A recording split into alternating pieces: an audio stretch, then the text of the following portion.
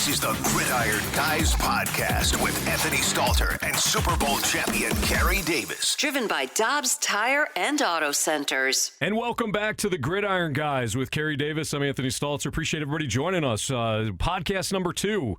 Everybody that listened to the first podcast, we certainly love to have you check in and subscribe. And CD, this is a long time coming for you and I, man. I'm really looking forward to doing this podcast, not only throughout the off season, but of course the regular season too. Oh, definitely. It's going to get just better and better. The more we do it, the more topics that are presented to us as we get closer to the draft, and obviously once the preseason starts kicking off in the regular season, we're gonna enjoy ourselves, but we've got some great content to talk about today. So yeah, one thing, CD, that fell in our laps, and Kerry Davis, Super Bowl champ with the Pittsburgh Steelers, played in the league for a long time. I'm Anthony Stalter, worked for ESPN Radio, and been around a while, Washington Post, things like that, covering the NFL.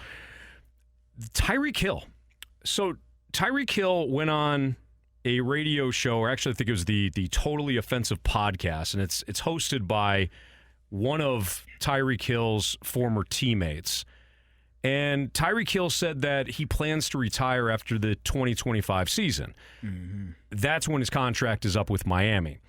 That would put him at about, I think, age 31 or 32, CD. First of all, do you think that he'll hold to that plan? I think if he already has set it in his mind, one thing I know and have learned, when you start talking about retirement, it's probably time to start planning to retire. And the fact that he has kind of set that as his benchmark, I think it'll be 10 years. He wears number 10, so that's kind of the the roundabout way to make everything symmetric for him in his career. And he's had an outstanding career thus far. Super Bowl champion, obviously one of the best receivers in the league at this moment.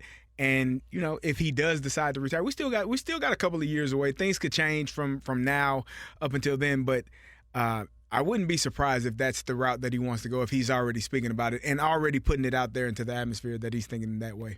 I think it's always jarring, especially for somebody that didn't play. I played high school. That's as far as I got. But I would have given my left to play at not only the level that you got to, Kerry, but even in college. Mm-hmm. And when you hear Tyreek Hill, who is so talented, and forget the off-field stuff certainly has followed him too, but just as a player, when Tyreek Hill said today on that podcast that he plans to retire, I think every defensive coordinator in the league goes, why wait? we don't. Hey, why wait? If you're talking about it, sir, you should go ahead and get to it. Why don't you just get to it now? You don't have to worry about it. That's how good he is. But I think back to not our childhood, but you and I are kind of a product of the 90s, mm-hmm. born in the 80s, product of the 90s, yep. Watching football. And the first name you think of is Barry Sanders with this. And Barry was, I can't remember what age Barry was when he retired, but in that same organization, Calvin Johnson retired well before his playing days were over with. You and I were talking before the podcast about other players that retired when they still had plenty of juice left in the tank. So when you hear that as a fan, it's always jarring. But this is a reminder that, and you could speak to this as a former player, this is a reminder that not every player sets out to say, I'm a football lifer. Right. I think when you're looking at guys, you spoke about Barry Sanders, who walked away and we still thought he had plenty of juice left. Calvin Johnson, obviously another one. It's it's important to remember for fans that, there is life after football. I know it's entertaining for those that are taking it in and really engaged in it. But for us, for players, you want to be able to walk. Barry Sanders was a running back, played 10 years, outstanding, Hall of Famer. Some of the best runs. You YouTube Barry Sanders, you're still going to be in awe of some of the magician-like footwork and the things he was able to get out of. But understanding that at 30 or 31 and not playing till you're 36, 37, that's a lot more hits on your body, and it takes a toll on you. And so when I'm looking at what Tyreek is dealing with and what he's done in his career thus far, like I said, Super Bowl champion, one of the best receivers in the league. He has his trademark peace sign when he's running past people because he has this legendary speed that we've, just been amazed with watching over the last few years. But it is a reminder that this game, at some point, is going to end for every one of us. And if you have the opportunity to walk away on your own terms, not leaving banged up, beat up, or not leaving, unceremoniously, so to speak, where they're ushering you out. Yeah, we're not going to re-sign you. You got to figure it out after this, and you're trying to figure out how to go about your business. For him to have this mindset and this plan, I think it's beautiful. Yeah, it's always it's kind of a mystery, I think, to people. It's a mystery to me because you say, okay, well, you see Tom Brady play into his 40s and Drew Brees into 39, 40, but those are quarterbacks, and those are guys that they don't, as you noted, they don't take the hits that guys do. I mean, it's a different game. I was in the locker room. We were in okay, we'll go back in time a little bit. I was in the hot tub with a teammate. It's a huge hot tub, so don't get any weird ideas, right? So we're in the hot tub, and this teammate who was I think 12, 13, 14-year veteran, he just looked at me and said, CD, I can't do it anymore. This is in OTAs. This is after the season. Wow. This is after we get done winning the Super Bowl. He looks at me in my face and said, hey, CD, I can't do it anymore. I'm like, huh? Yeah. He said, man, I get up. I got to get in the hot tub before practice. I got to do all this heating, stretching, and my body still is sore. Even when I get to practice, he said, I just can't do it anymore. And Stalter, I saw the one thing that's crazy is when you see the light go out. I saw the light go out in his eyes in that moment, and I believe that was the last day I saw him. Really? Veteran football player, played long time in the league, and body just said, I can't, I'm hurting too bad. I'm in the hot tub every single day. I'm putting on Flexall. We used to use Tiger Balm. It's like Flexall times 3. Right. It's hot as hell, and you try to get warmed up, and your body just still isn't able to get going. Your joints are killing you, and every part of your body, ankles, knees, feet, like it's just like, okay, enough is enough. And he looked me in my face and said, yeah, this is it.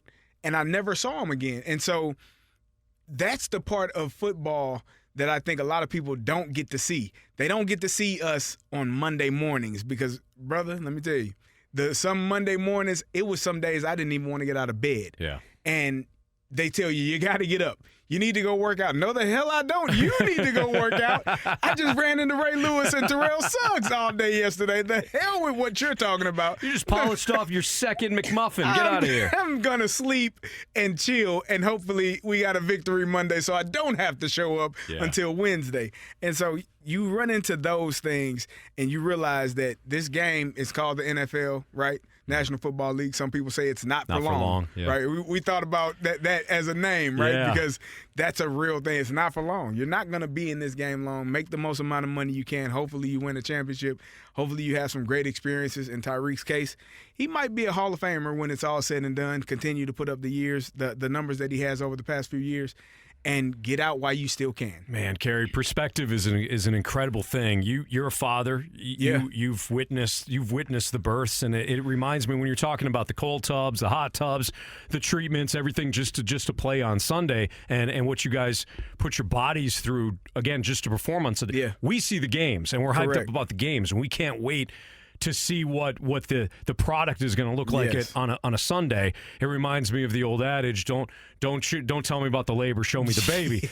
But again, for somebody like you, who's a father, I'm a father of 3, watching the months leading up to the birth, and you're holding your baby while your wife is still getting work done to the side of you. It's like, this is incredible. Yes. Your wife just went through hell. Yes. And it is. Look, a lot of players are well compensated, but I think one thing that we also have to remember, and Tyreek Hill's different. Tyreek Hill got paid. Not everybody is making $40 million a year or $20 million a year. I mean, it is a situation where, yes, got a lot of God-given ability, but the hard work, putting your body through it, not knowing what the end result is going to be, it's all there. So again, perspective is a hell of a thing. It really is, and like you said, that going through, it's going through a car crash every single weekend, and your body does take a toll on you, and so I know, woe is me. Nobody wants to hear about that. Oh, I'll gladly run into a wall. Okay, go run into a wall 40 times. Reality, though. It's reality. It's part of it. It's not a complaint from me at all. It afforded me a bunch of opportunities that I am so thankful for. But at the end of the day, we got things that we want to take care of when we're done. I've had, I want to say 12 surgeries at this point, 4 knee, hip, shoulder, both shoulders. Maybe it's not 12, maybe it's 8. I don't even keep up at this point. I just stopped counting. After 2, you're like, okay, been here, done that. Yeah. Don't worry about it. It doesn't count anymore. It doesn't matter. So, for Tyreek, for Calvin Johnson, for Barry Sanders, you're gonna leave the fans wanting more. But I think Calvin, at his Hall of Fame speech, talked to that. He spoke about just what it meant for his body to be able to just say, okay, I'm done. Yeah. I can't do it anymore. We want to be entertained, but the good news is for football fans, Tyreek is an amazing player. After the 25 season, if he calls it quits, there will be another guy that is going to be spectacular. And you're not going to forget about Tyreek because he's one of those special players, but when you see the guys that are after him, guys that come up and have great careers and do the same thing, this football thing is not going to stop. We want to keep going. You're listening to the Gridiron Guys podcast with Kerry Davis. I'm Anthony Stalter, CD, Super Bowl champion with the Pittsburgh Steelers. The bulk of the podcast today is going to be dedicated to quarterbacks, young quarterbacks, and we are going to get into some possibilities for the Panthers at the top of the draft after they made the deal with the Bears. We're going to talk about Bryce Young. We're going to talk about C.J. Stroud. We're going to talk about Will Levis and Anthony Richardson. And CD and I are in lockstep, I know, on some of these guys. Just a quick update, because we spent a lot of time last week talking about Lamar and toward the end, Aaron Rodgers. There is no update on Aaron Rodgers. I mean, it's quite unbelievable to this point that when you think back to when Aaron Rodgers said, I'm interested in playing for the Jets on the Pat McAfee show. I mean, nothing has happened since then. And the Athletics, Zach Rosenblatt said that he believes the Jets are likely stuck with Zach Wilson as their backup quarterback in 2023. I'm looking at a backup. You may have to start this kid again. Of course, he's the former number 2 overall pick, and we'll get into why do teams miss on QBs so much. That's going to be the bulk of our conversation. But real quickly on Aaron Rodgers, this goes back to the conversation I think you and I had last week about who has the leverage. Is it the Packers? Is it the Jets? You had mentioned Aaron Rodgers has a lot of leverage. Right now, these are 2 teams that are still playing chicken, it seems. Yeah, they are. And I said it last week. If you are the Jets, don't blink. Because the minute you blink, you give up something that if you wait a little bit longer, you probably don't have to give up. And so for me, the Jets are in a position where if they just want to wait it out and kind of see how the Packers want to go about their business, the Packers have to move on from Aaron Rodgers either via trade or releasing him, or we'll pay you $60 million to go sit at home. Aaron Rodgers won't be in the Green Bay uniform next year. That's just my personal opinion. I don't see how it happens. And if you're the New York Jets, you just got to be patient. I want to know what your thoughts are in terms of if they don't get Aaron Rodgers. Speaking of the Jets, what is the move for them? Because they've drafted well in the past few years, minus the Zach Wilson ordeal. But what are your thoughts if somehow the Green Bay Packers say, nope, you haven't given us what we want. The hell with you. We're going to go in a different direction. Yeah. What do the Jets do if that takes place? Do you remember the first 6 weeks of the season last year? CD, that's what it's going to be. It's going to be Robert Saleh and Nathaniel Hackett, his new offensive coordinator, saying, how do we, and I'm not saying, I'm somewhat saying this tongue-in-cheek, but I mean it, how do we figure out how to take Zach Wilson out of games? Yeah. They ran the ball effectively with Breece Hall before Breece Hall got hurt. In fact, I think you and I both agree on this. He probably would have been the Offensive Rookie of the Year last year. It went to his teammate, Garrett Wilson. But how do we design game plans that limit Zach Wilson's activity in a game? Can you win a Super Bowl that way? Absolutely not. Can you win a playoff game that way? Very difficult. You can, though, be a wild card team if your defense is good enough and your running game is good enough with that sort of game plan. But Zach Wilson would be the pivot. It's sitting down with him saying, this is your last shot. Right. We were after Aaron Rodgers. We're not going to hide that. This is your last opportunity. But it goes back to that defense and that running game and minimizing, trying to play a little Jeff Fisher football, trying to win every game 17-16. The problem that I see if you have Zach Wilson as your starting quarterback going into next year, his teammates were wearing Mike White T-shirts. Yeah. and Zach Wilson was still on the team. Like they were wearing shirts representing the backup quarterback. Yeah. Who's gone now? Who's no longer there. That gives you an indication of the one thing is, and we as players, obviously we love our coaches, right? Our coaches are they pour into you. You want them to they want you to be the best version of yourselves. I don't give a damn what my coach think in comparison to what my teammates think. Yeah. I want the guys that I'm on the field with to look at me as a peer, to believe in me, to trust in me.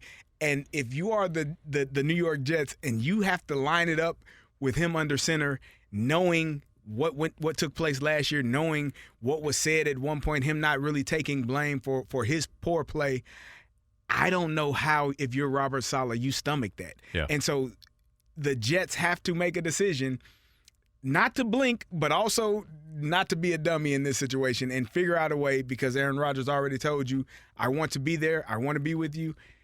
But you can't give up so much for your future, because he's only going to be there, speaking of Aaron Rodgers, for possibly a year, maybe two at the most. I ain't giving you 2 first-round picks. No, I cannot. Yeah. I can't. You know, CD, it's the same organization, and I know we're talking about 2 different players, and from a maturity standpoint, I don't know if there's the comparison here with Zach Wilson. But let's just continue to walk down this path for a moment. Okay. The Jets don't give up what the Packers are demanding for Aaron Rodgers. And to me, that wouldn't be the worst thing, because you just illustrated it. You don't want to give up future assets for Aaron Rodgers if Aaron Rodgers is going to play this stupid-ass game every year with you. I don't know if I want to retire. Aaron Rodgers, to me, is the most unlikable athlete going in all of sports right now. Ever, no, but right now. Current athletes, I don't know if there's a more, in my opinion, there's a more unlikable. I'm going to have to think about that one, because I'm sure there are some people that are. I'm sure there are too. But for me, he's it. If I'm the Jets and I'm Robert Saleh, and it comes down to it. I didn't mean to cut you off. No, go for it. People kind of been bashing on Russell Westbrook all season. Yeah. He's pretty unlikable, and I like Russell. I think he's spectacular. But Colin Cowherd nailed it with Russell Wilson years ago, or Westbrook, excuse me, years ago. Wilson's another guy, but I think Wilson, his teammates they didn't like him. Russ either. is more lame than unlikable. He's just, if you only score 13 points a game or whatever they were scoring, and you got defensive tackles ready to choke you out on the sideline, I don't think you're very likable there, sir. No, you're right. You're absolutely right. Jets, by the way, have the 13th overall pick, so we will get into some draft options for them. But again, if I'm just going back to it real quick, and then I do want to move on to the draft conversation. But Kerry, if I'm Robert Saleh, I'm sitting Zach Wilson down and say, hey, this organization at one point had a quarterback that was drafted in the second round, not even the second overall pick, the second round, and he didn't make it here. He didn't make it for the crosstown rival Giants, and he was a backup for a while, and he just got paid a lot of money to be the starting quarterback for the Seattle Seahawks, and that's Geno Smith. There's still time for you, right? But you have to work your absolute ass off and prove not only to your teammates and to me, but yourself, that you can mature and that you're not going to waste this opportunity like other less talented quarterbacks did. Johnny Manziel was not as talented physically as Zach Wilson. Mm-hmm. He just wasn't. Yeah. And he wasn't willing to put in the work, and he was bounced. He wasn't even a backup. Yeah. He wasn't a guy that bounced around for a while. He wasn't that guy. He was out of the league because he didn't need it. He didn't want to put in the work, and he wasn't mature. So if I'm Saleh, look at Geno Smith's career and look at Johnny Manziel's career. Who do you want to be? Yeah, as a professional athlete, you have to own up and take care of your business. What's your business? You doing the work, making sure you're on time, making sure you're studying, making sure you're eating the proper things, sleeping. And it could be tough for a young player, especially in New York. There's a lot of things to do, right? You got a lot of outside factors that can distract you from the main thing. But if I were you, I would keep the main thing, and not worry about all of that other stuff, because the parties, and I don't know if that's what he's doing. I don't know if that's taking place. But all of that stuff is going to be there when you're done. And it's going to be there at an even greater rate if you're done and you played extremely well to the tune of a championship for the New York Jets. I don't know if he has that in him. we'll see if the whole ordeal falls through with Aaron Rodgers. The Jets are a really interesting team based on what's taking place right now, because there's another quarterback that could possibly be out there that has said himself, I'm on the market. I'm available, baby. You can come. Yeah, you can call me. Come get me. I will talk to you.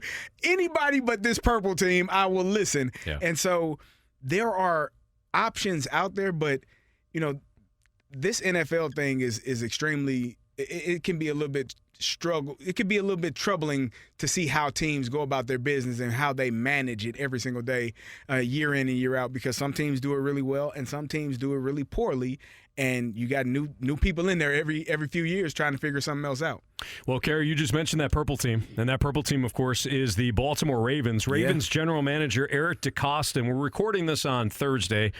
April 6th. Yep. So just to give you kind of a time frame, so I realize that, you know, people may listen to this a couple of days later, but again, we're recording this on Thursday, April 6th. So Eric DeCosta today, who's the general manager for the Ravens, said there's a possibility the team will take a quarterback in the first round of the 2023 draft. Yeah, I don't blame him for saying that. Your quarterback, you haven't been able to get a deal done with him now in over a year, and Lamar requested the trade, as we know, on March 2nd of this year. So for him to say, yeah, we may take a quarterback in the first round this year, I don't think that's shocking at all. The Baltimore Ravens are gonna exist long after Lamar Jackson is done playing. So DeCosta's got to worry more about the name on the front of the jersey than the name on the back of the jersey. And that's no disrespect to Lamar Jackson. That's just how it is when you're a general manager in a professional sport. Right. The Ravens hold the 22nd overall pick. Let's now get into the bulk of our podcast today, which is going to be dedicated to the QBs in this year's draft. CD, I think that there's no such thing as a can't miss guy. We've said Andrew Luck was a can't miss, and that may have been the closest. Yeah, he was until he decided he wasn't. Yeah, that's just true. You talk about another guy that left. I mean, that might be the name I was thinking about that retired early. Andrew Luck was a perfect example of the guy that had way too. And if I had a lacerated kidney, I might think twice about standing back there as well. Yeah, no kidding. Jeez, what an unbelievable quarterback, though, for such a short period of time. There's no Andrew Luck in this draft. I don't know how you feel, but to me, the Carolina Panthers, after trading up to number 1, the only selection in my eyes, and no disrespect to any of the other QBs, the only guy that I'm taking if I'm the Carolina Panthers, damn his size, is Bryce Young. Yeah. How do you feel? So this is the when I talked about people getting fired and new regimens coming in every few years because people make poor choices. You could watch Bryce Young, who played at the University of Alabama, who has won a Heisman Trophy, who has, in most people's opinion, the SEC is probably the best conference in all of college football, which is where you're getting your football players from is college, right? So if you are playing the best player, one of the best players in the best conference against future NFL players, how in the hell are you going to tell me, yeah, he's too small? Because you saw him in T-shirts and shorts. And now your decision based on what you see when you look at him in person versus what you watched on film, that's how people get fired. Those types of decisions, drafting people on what they look like when they do a workout. Can a guy throw the ball and hit the top of the ceiling? Yeah, that's nice. What the hell is he going to do when this 330-pound D tackle gets free? Hey, tell me that. Yeah. What is he going to do? The end zone isn't up on the roof. What is he going to do when these safeties roll coverage and it's a cloudy picture from what he saw pre-snap? That's what I want to know. I don't give a damn what he looks like when he runs, when he throws the ball in shorts. What does he look like when it's time to play the game? Yeah. Bro, I had a teammate, this is my guy, 6-foot linebacker, white guy out of Chicago.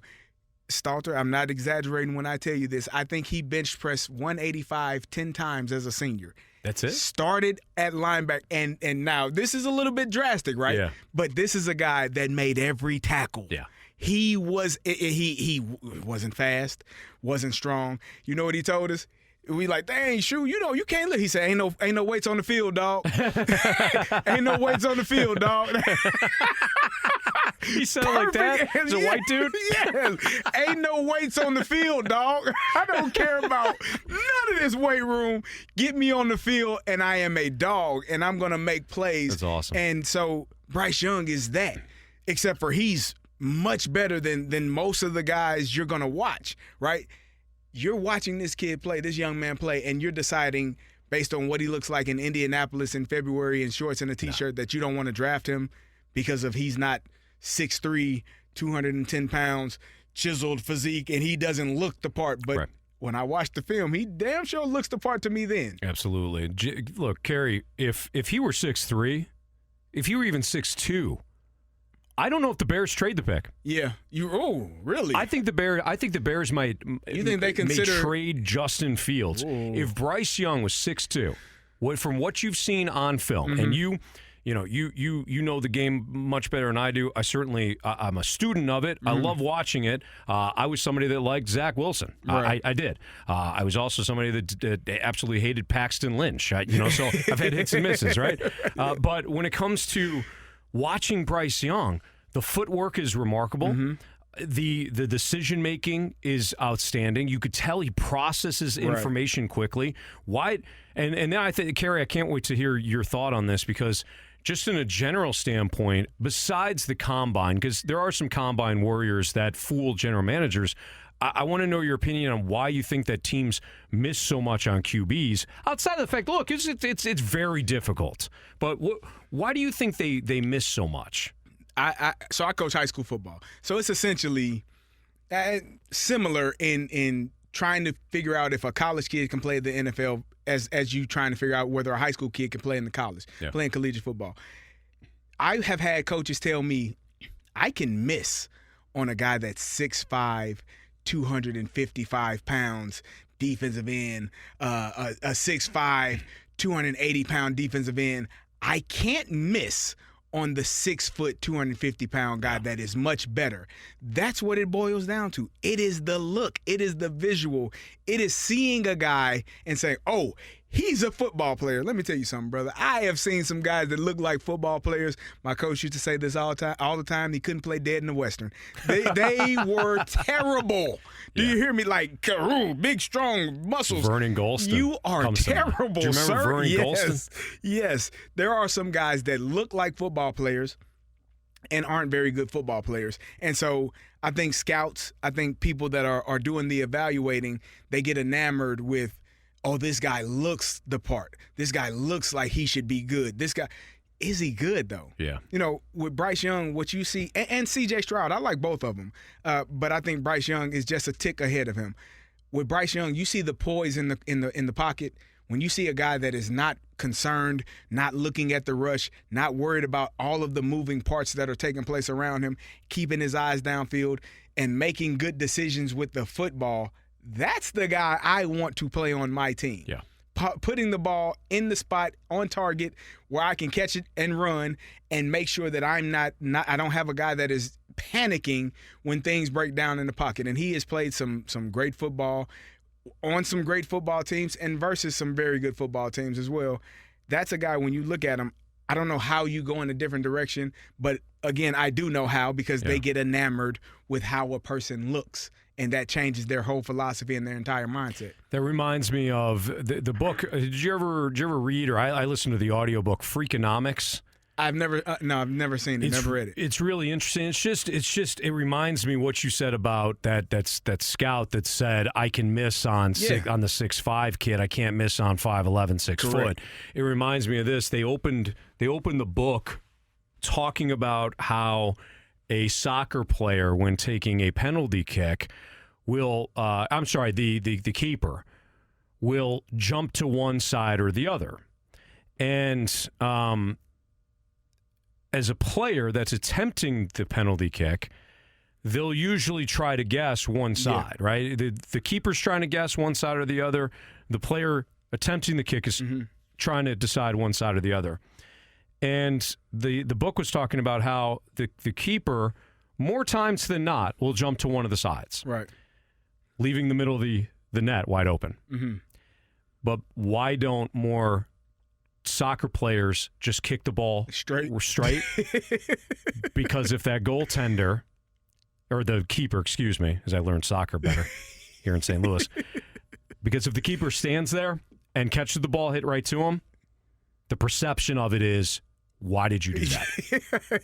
You can justify. You go left, keeper goes left, he blocks it. No, okay, you tried. Right. But when you go straight down the middle and he stands there and catches it, you look like you look like an idiot. Yeah, an idiot.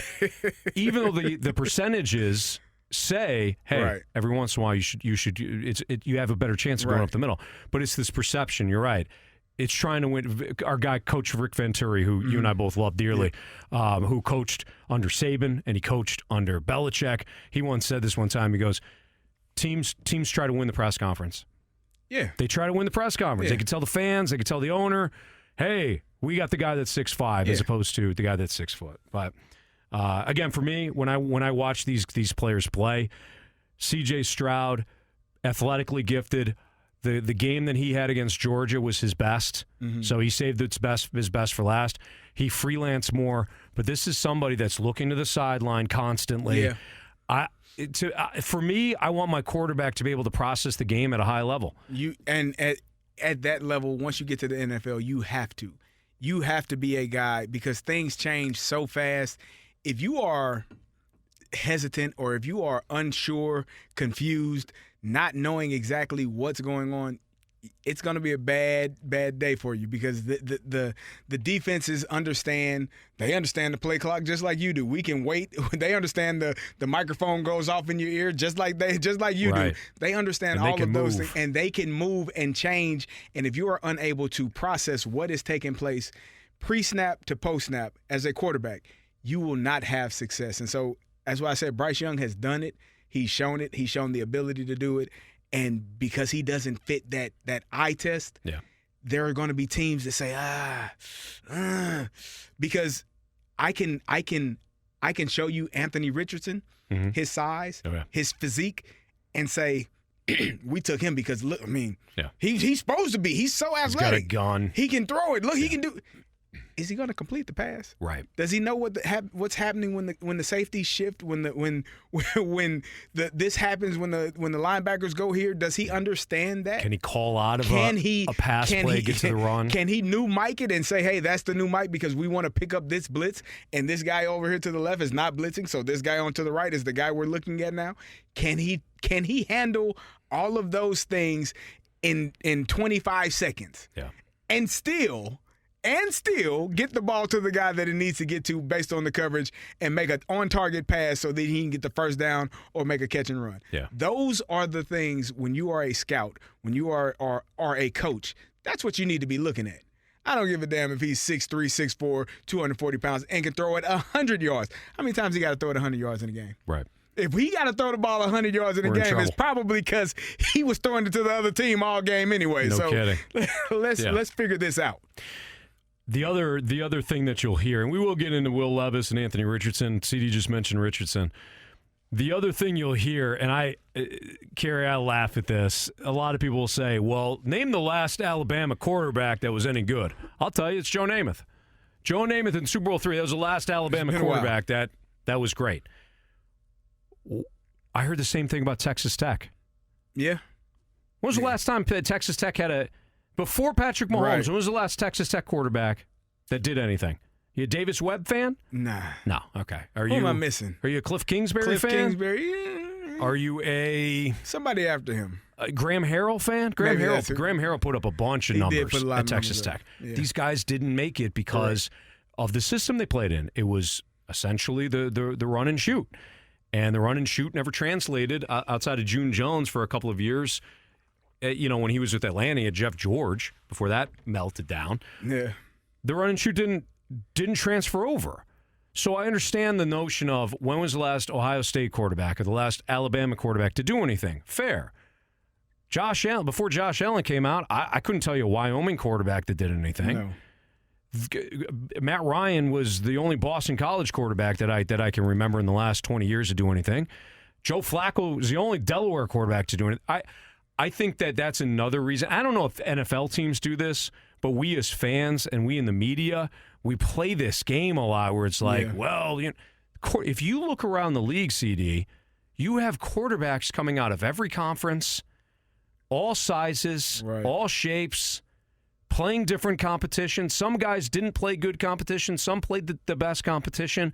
I think we fall in love with the narrative and try to eliminate guys based on that when it really doesn't matter if you look at the history. It doesn't matter where a guy came from because at the end of the day, quarterback is the toughest position to get right. You name some names that from colleges that most people wouldn't expect. Josh Allen, Wyoming, Right. Who the hell is this? Right. And when he came out, big arm, strong, but can he do all of the things that are required? Not accurate enough. Exactly. So didn't play any competition. Same thing. There you go. There are a lot of names. You got Carson Wentz from North Dakota State. Was it North Dakota State? Yeah, North Dakota State. You got guys that come from all over the place. Lamar went to Louisville. Joe Burrow was LSU, Joe Burrow Ohio was State, LSU. LSU. Yeah. Like you got guys that is the toughest position to find that guy. And I can't base it solely off of where they went to school. They say the same thing about Ohio State quarterbacks. Mm-hmm. Until now, Justin Fields is probably the best one that has come out of there in a long time from Ohio State. I don't care where you went to school. What can you process? What do you pick up? How quickly do you pick it up? How much can you retain? That don't have nothing to do with what school you went to. That has more to do with who was coaching you and what they taught you. And you also have to realize some of these young men go to college and the offenses are dumbed down because it's easier for them to process. Right. It's easier for them to pick up. When you're a coach, you only give your players as much as they can retain. You give them more than that, you're doing yourself a disservice and you're going to lose games because you can call 100 things. If he don't understand but 2 of them, what the hell you calling the other 98 for? Very true.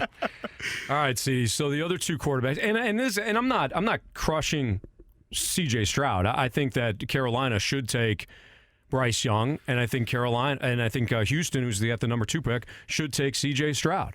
Mm-hmm. You have to do something at QB if you're those 2 teams. Obviously, Carolina didn't give up the farm to take Will Anderson. I mean, they're going to be taking a dude. I think that there's the other 2 QBs, Will Levis and Anthony Richardson. One is a total enigma, and the other one we don't have to spend much time talking about, and I don't want to make it personal, but I think it's going to sound personal. CD, I'll let you have first say, but I know you and I are on the same page with Will Levis. Well, yeah, watching. I mean, just I think it leaves a lot to be desired from a quarterback standpoint, and this is no knock against him. I think here's the thing. Here's the beautiful thing about these 3 guys. Speaking of Richardson, Levis, and Bryce Young. They all played in the SEC. Mm-hmm. So they all played like competition. They all played one another. And so I was just scrolling the interwebs and looking at stats and looking at some games. And I came across a Vanderbilt game on November 12th. Kentucky versus Vanderbilt. Later in the year. And Will Levis will tell you he just dealt with some injuries, foot, I think, ankle, shoulder. Some things were banged up. He threw for 109 yards. That's not good. And they lost to Vanderbilt. Wait, he threw for 109 in the first quarter? No, that was the whole game. Oh, the whole game. Okay. Not good. And they lost at home to Vanderbilt. And so you look at a game like that, he threw 11 for 23, 109 yards, 1 interception. That's a top 10 quarterback in some people's opinion. You look at Anthony Richardson, they played Vanderbilt. 1 week later, he threw for 400 yards. That sounds right. That sounds more like it should, CD. They still lost, but it was on the road. They were at Vanderbilt. They lost, but he threw for 400 yards. He threw three touchdowns and 1 interception. That one game, a week apart, you can kind of gauge what you expect from a player. Vanderbilt was not a team that you would say in the SEC is a team that you would hang your hat on and say, oh, they're going to be SEC champs. No offense. I went to Illinois. Don't take it personal, Vanderbilt fans. Yeah. It just is what it is. So we're not hanging national championship banners. This is just it is. We understand the order of things here, right? So that's not a team that you look at and say, oh, they were a stout defense, a stout football team. Will Levis had 109 yards. A week later, Anthony Richardson has 400 yards. Those are varying in comparison to what took place. And so when you watch Will Levis, I know he posted on IG or Twitter or whatever that he'd gained 15, 20 pounds. He looks rocked up, awesome. If you're playing linebacker, I don't give a damn. If you're a quarterback, I don't care. Can you process what's taking place in front of you? If you can't, then you can't play quarterback in the NFL. I don't care how strong your arm is. I don't care how much weight you put on and how much weights you can lift. If you can't process things, it's not going to work out for you. And if you don't perform well in college, in big moments, losing games to teams you probably shouldn't lose to, you're probably going to struggle in the NFL as well. You know, Kerry, Will Levis it's kind of cut from the same Tim Tebow model, and Tim Tebow was one of the greatest college football players hands down I've ever seen. But most would argue he had one of the greatest college football teams certainly most people have ever seen. Certainly. Maybe Will Levis, if he played on Florida, maybe.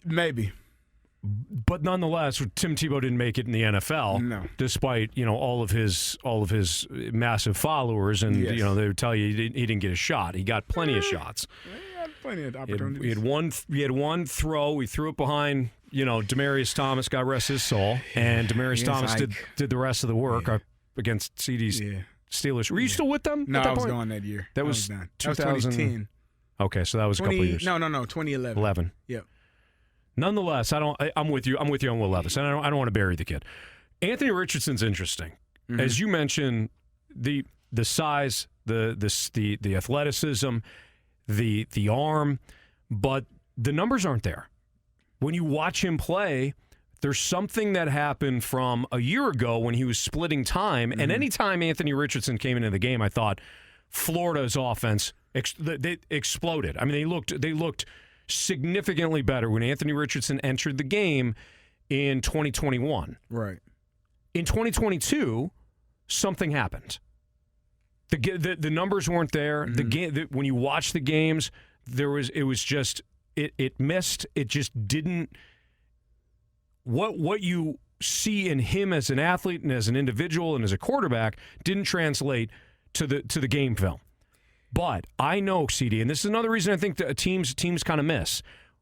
I can't put Will Levis in any offense. You can't. It's going to have to be a very specific, six-back RPO offense. I can't put Will Levis in a West Coast.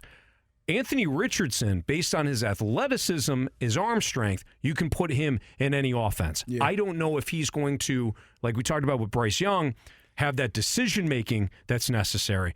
But I know I could put Richardson in Indianapolis's offense tomorrow. I just don't know if he's going to succeed. The only issue that you would have, in my opinion, with Richardson is completion percentage. He was around 50% completion percentage, which it ain't great. No, especially nowadays. Not at all. And so I wanted to go. You talked about the numbers for those quarterbacks. C.J. Stroud threw for 3,688 yards, 41 touchdowns, 6 interceptions. He was 13th in the country. Bryce Young, where is he at? He was 3,200, 32 touchdowns, 5 interceptions, number 20 in the country. When you go to what Anthony Richardson and Will Levis did, Anthony Richardson was number 65 in the country with 2,500 yards passing, 17 touchdowns, 9 interceptions. And just below that was one Will Levis, 2,400 yards passing. Wow. 2,400 yards passing and 19 touchdowns, 10 interceptions. So you watch the game, you look at the numbers, you go through all of this, and this is the sick part, in my opinion, of NFL scouts and upper management. You'll watch all those games. They watch every game. Just break it down. Good decision, bad decision, great arm, great throw, not great, bad footwork, all of the things you can break down. Okay, the numbers here, 2 of those guys were in the Final Four. Well, one of them was, and one of them has been there in the past with C.J. Stroud and Bryce Young. And he was in last year, too. Stroud was. Right. So Bryce Young was. Bryce Young was. You have guys that have Alabama wasn't in the Final Four. That's why I said, I was like, oh, wait, no. Alabama wasn't in that issue. I had Alabama in my head. And then I'm like, well, C.J. Stroud was, too. It's like, no, dude. Bryce Young wasn't there. But you got guys that have played in very important games, have played extremely well. And I can watch all of that film, Anthony. I can watch every single game, and then I can go to Indianapolis and say, oh, he looks good in shorts. Sign him up. Right. How idiotic is that? No. It makes no sense to me. I hope teams aren't doing that, but some are. Oh, no question. Because you've seen some of these picks. But I think it's going to be fascinating. I don't know what to me, if I'm the Colts, I'm taking Anthony Richardson at 4, and I'm rolling the dice. I don't think he's the 4th overall pick. But what are you going to do? Go to Baltimore. It's not going to happen. Why not? How do you? This is the thing that's. I don't know what Lamar wants. Neither do they. They must have some idea. You know what? They must have some idea. It's if I can't imagine that Lamar is just like, I'll take whatever. They haven't had a conversation. Like we haven't had any reports of anyone reaching out. You're telling me right now, today, with the 4th overall pick, you would take Anthony Richardson and not even see or converse with Lamar Jackson? Of course not. No, I would. I know want you Lamar. wouldn't. Yeah. No. Because you are of sound mind. You are not an idiot. You are intelligent. You have sound reasoning. There are people that watch this stuff and that do this for a living, and somebody in a room will take him. Wait, what about Lamar? Well, the hell with that. We'll take him. Wait, you're not even going to talk to Lamar. Oh, he's not. Well, we'll take him. But Lamar is an MVP. He's done it. Well, we'll take him. What the? Yeah. You, sir, are a very intelligent man. You, sir, come to work and do your job at an elite level. Well, thank you. And these other people are idiots. And they will sit in a room, probably a little bit bigger than this one, and throw out idiotic ideas, and they'll have 1 or 2 people to say, I love it, sir. And then they go and make a dumbass decision, and guess where they are in 3 years? Fired. Looking for another job. Yep, you're right. It makes no sense to me. You can't tell me Lamar doesn't want something if you haven't spoken to him. Yeah. And I don't know if they have or they haven't, because there are no reports either way. But I'm not going to go pick Anthony Richardson just to say I got a quarterback in the first round. Right. And Lamar Jackson has told everybody in the entire world that he asked for a trade from his current team. I'm not going to do that. I would at least kick the tires, see what's going on, see if we can have a conversation. And if Baltimore, you want to take Anthony Richardson, man, go ahead, be my guest. I'll take Lamar off your hands. Yeah. That makes more sense to me. But Kerry, I'm with you. I am. There's something. When I said the Colts are gonna, they should take Anthony Richardson, it's based off of the notion that Lamar, for whatever reason, is he's obviously available. But Kerry, there's something going on. We know what's going on. Well, it's the guaranteed money. Yeah, it's the and guaranteed we know money. that the NFL owners aren't going to budge because they feel like Jim Haslam made an idiotic decision of giving Deshaun Watson that money. And everyone, teams it's one person that doesn't think that. Mistake. Deshaun Watson. Jimmy Well, Haslam. 2 people don't think that. Those 2, Jim Haslam and Deshaun Watson, don't think that that's a dumb decision. Yes. But to your point, if I am Arthur Blank and Terry Fontenot, I am calling Lamar and I'm saying, what is the deal? This pains you. What's the deal? This is close to your heart. To me, it's a no-brainer. Hey, here's the 8th overall pick, Baltimore. I'll give you a second that can turn into a 1 if Lamar is 3rd in MVP voting next year or 5th in MVP, whatever. If not, you're going to have a 1st and 2nd. I'm not going to budge outside of that. I'm still a rebuilding team. Right. And then I'm going to put Lamar Jackson in Atlanta, where I don't know if you heard of a guy named Michael Vick, who before obviously the off-field stuff caught up, was absolutely beloved. He was Atlanta. He was Atlanta. He was from Blacksburg, Virginia. He wasn't from Atlanta, but I sat up in the nosebleeds in 2002 to watch the Falcons play the Panthers. And it was 30-0, and Vic just put on an absolute show. And Kerry, I think I paid $80 for nosebleeds. It's spectacular. Blank could have charged whatever he wanted, and everybody would have showed up. Everybody would have showed up. Atlanta is not a very good fan base, but Atlanta will show up for stars, for certain stars. And Lamar is a star. He is. Vic was a star. So if I'm Atlanta, I call. I'm calling Baltimore, and I'm calling Lamar and say, hey, we're not going to give you guaranteed. We're trying to build a team. We're going to build a team around you, right. But you're going to be a god in this city. What do you think, man? What's it going to take? We still got plenty of cap space. He's been. There are reports that he wants a fully guaranteed contract, but at least ask. Yeah. At least have the conversation. How do you know unless you talk to the person? Right. And he may have pulled back a little bit from that. Who knows? That may have been the standard he set with Baltimore. Here's the thing. There is no way, in my opinion, that Lamar can see himself playing in the same division as a person making more than him, that he feels he's better than, and making a guaranteed contract where he got to play this guy twice a year. Right. And we're in the same division, and you're going to tell me he's better than me. That's what you're telling me based on our contracts. Yeah. You're telling me that you think he's better than me. Right or wrong, whatever everyone else thinks about that seems to be his point and where he's standing on that. But if you're another team outside of that conference, outside of that division, hey, you want to come to the NFC? Absolutely. Hey, we ain't got no quarterbacks over here. Hey, nobody. You're to Kirk Cousins. That's your competition right now. Your path to the Super Bowl just got a lot easier. There's nothing over here. It's Jalen Hurts, whoever Kyle Shanahan turns into a whichever one of them guys. Correct. And Derek Carr. Derek Carr is now a top 3 quarterback. Derek Carr is not a top 3 quarterback. The top. Derek Carr's a top 1 quarterback in his division and his home. That's it. I think the top 5 quarterbacks all reside in the AFC. Yeah, at least. I mean, you may even go. And Jalen Hurts just did it last year. Yes. Nobody considered Jalen Hurts a top 10 quarterback last year. Even heading into last year. Patrick Mahomes, Josh Allen, Joey Burrow. I would go. To me, it's Mahomes, Burrow, Herbert, Allen. That's how I would do it. And would you have Hurts above any of those 4? No.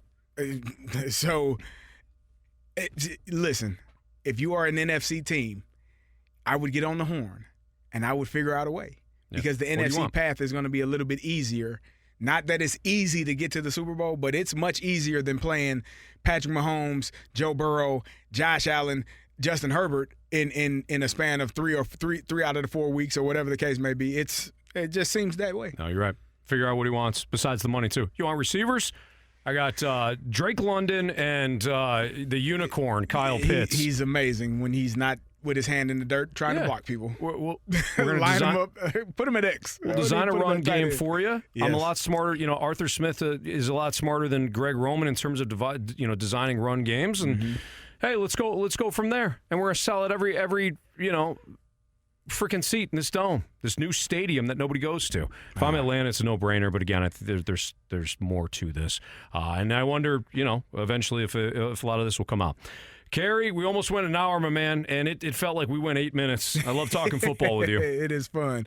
Does not feel like an hour, but it is. We're enjoying ourselves. Absolutely. So you're listening to the Gridiron guys. We'll be back again next week. We're going to do a podcast each and every week. I was looking at podcasts, like new podcasts, because I like you, I enjoy learning about different things, and I was looking at podcasts. I'm like, oh, this seems kind of interesting. And the last podcast that they did was like 2020. I go. Oh. That's not going to be us. We're going to be doing a podcast each and every week. There you go. Our schedules.